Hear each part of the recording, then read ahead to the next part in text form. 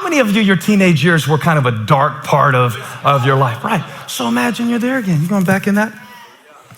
Now, when you're young, you have a commodity that can help you have more confidence. Ignorance.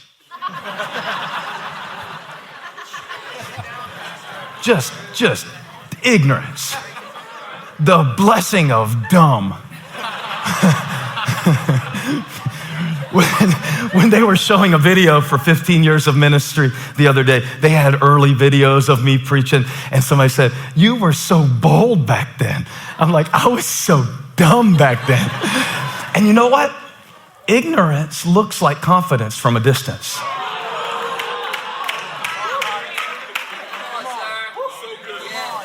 A lot of the times that God can do the most through somebody is when they know the least.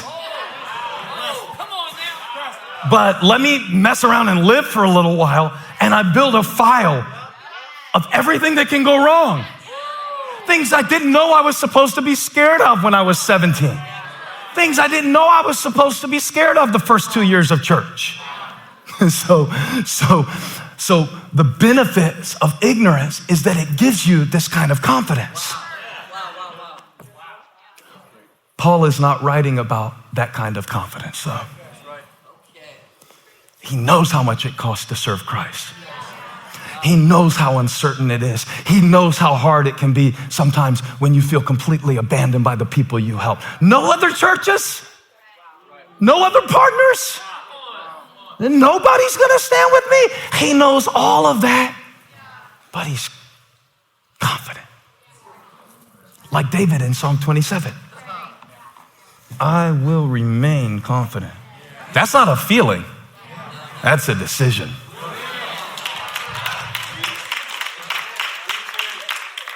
Do you know the difference?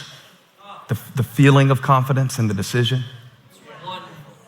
The feeling can be stripped so quick, but the decision can be made any moment. I will remain confident. Being confident.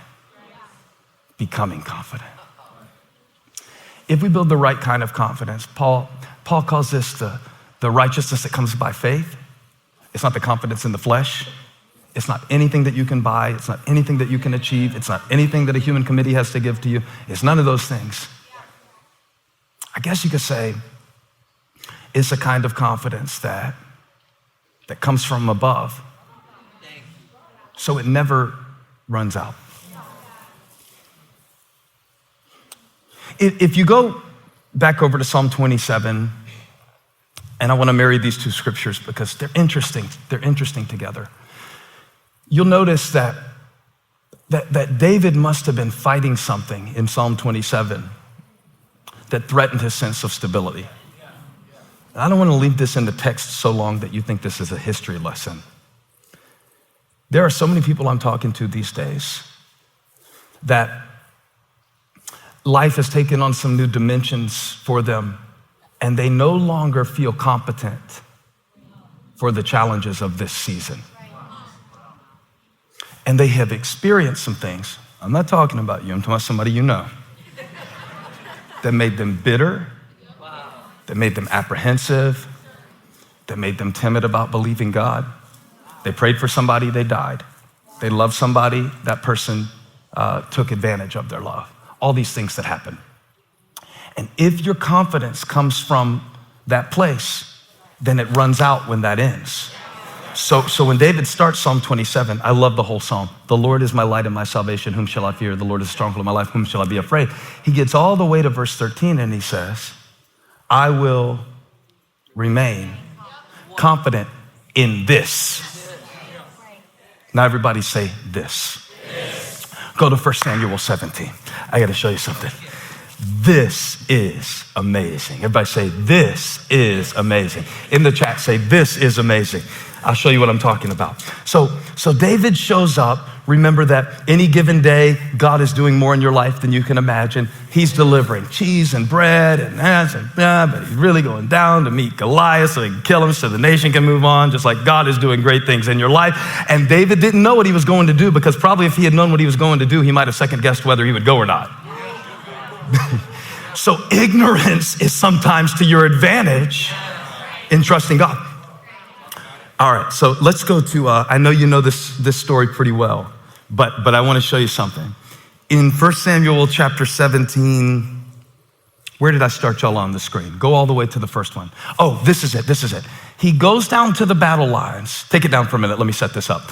He goes down to the battle lines.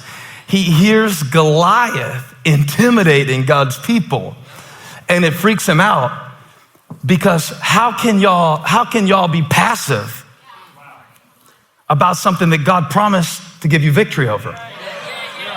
Remember, these are the experienced soldiers, and 3 of them are his own brothers. And I want to show you a difference between Paul and David and see which one you feel more like right now in your life. Paul had some partners who believed in him enough to support him in his hard time, his dark time. Watch what happened to David when he went down to help his brothers. When Eliab, David's oldest brother, heard him speaking with the men, asking, who is this giant that defies the armies of the living God? He burned with anger at him and asked, why have you come down here? And with whom did you leave those few sheep in the wilderness?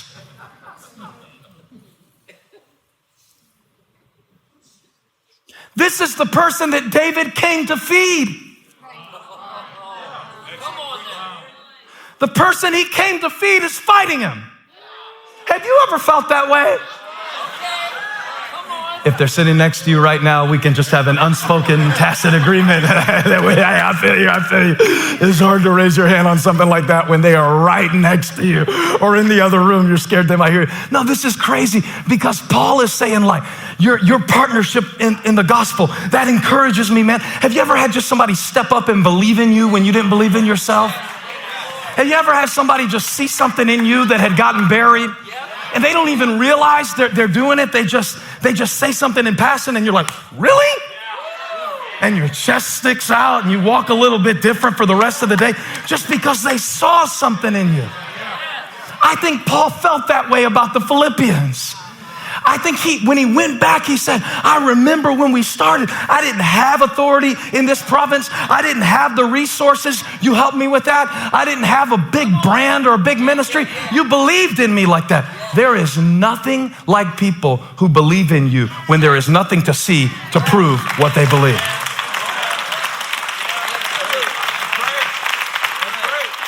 And if God gives you somebody like that, do not let them go. Don't let them go cheap. Hold on to those day ones who had nothing to gain from loving you. People who gave you a shot, people who gave you a chance, people who said, come on and do this. That's awesome. I'll always honor Pastor Mickey because he said God had his hand on my life when I was 16. I'll always honor him. Always honor him. You need people like that. When you get in one of these passages where you're like, I never did this before. I never been a mom before. I never been through a divorce before. I haven't been unemployed in my adult life before. I never been to college before. I never tried to quit smoking before. I never tried to get my drinking under control before. I don't know how to do this. And God will send you a partner.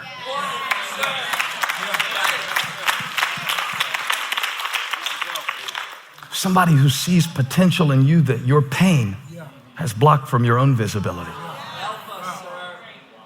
That's why I called you over the other day when we were in the middle of the project, because I was dealing with uncertainty. Is this the right thing?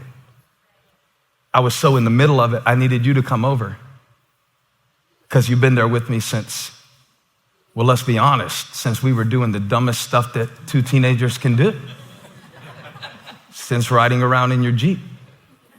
I needed that first day faith.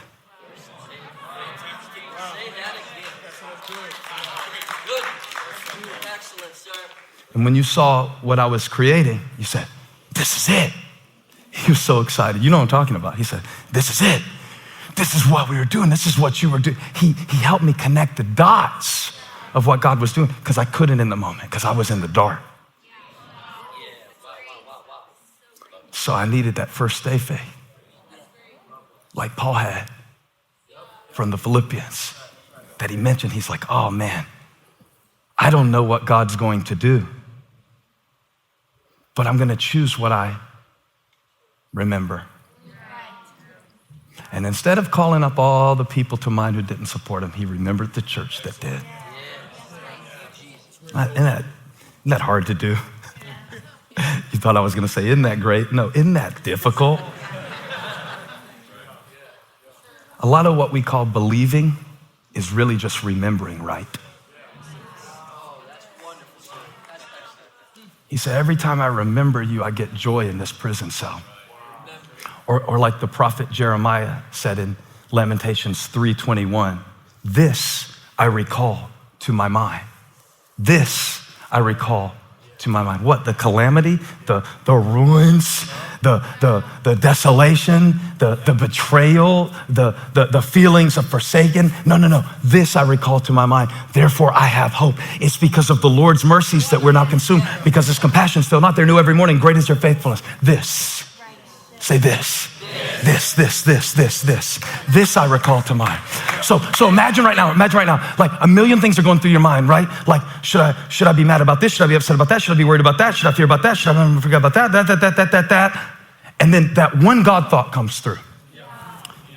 When it comes by in your mind, it comes by fast, right? It moves along. Here comes doubt, here comes hatred, here comes envy, here comes comparison, here comes jealousy, here comes all of that. And then here comes that one thought, that contentment. This, grab it. This, grab it. This, right here. This, somebody say this. So David is actually in the opposite situation that Paul is in. Paul is preaching to people who support him, but they can only do so much for him because he's in prison. And he's saying, I am confident for you in what you can't even believe about you right now, because we've never been through this before. So he's saying, borrow my confidence. Did you know you can do that? I don't know what your philosophies are on borrowing money. It's fine, I don't care. We all think different things. So you're Dave Ramsey, you don't borrow, or you do, or whatever. I don't care, rich dad, poor dad, Dave Ramsey. I'm not a money man, I'm a preacher, all right? So I'm not talking about borrowing money. I'm talking about a different currency called confidence. And what you believe about what you can be, and what you believe about what you have inside of you, and what you believe about what God called you to do, and what you believe about what you're going through. That's what I'm talking about. The current